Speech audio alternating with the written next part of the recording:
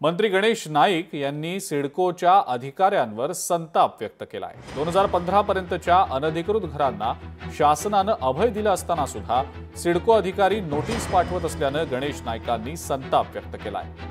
शासनाचे नियम शासनाचेच अधिकारी पाळत नसल्याचं गणेश नाईक म्हणतात। हे सगळे प्रश्न मॅनमेड आहेत। माणसांनी स्वतःच्या स्वार्थाकरता किंवा आपल्या एकूण मस्तीमध्ये असणाऱ्या काही घटकांनी गोरगरिबांचा छळ करण्याचा प्रयत्न चाललाय असं माझं मत। शासनाचे कायदे शासनाचे नियम हे शासनाचे अधिकारी काही ठिकाणी पाळत नाही, मग त्यांना त्याची जाणीव करून द्यायला मला भाग पडलेलं आहे।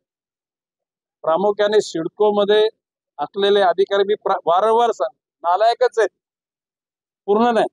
10% अधिकारी नालायक हे मी ऑन रेकॉर्ड बोलतोय।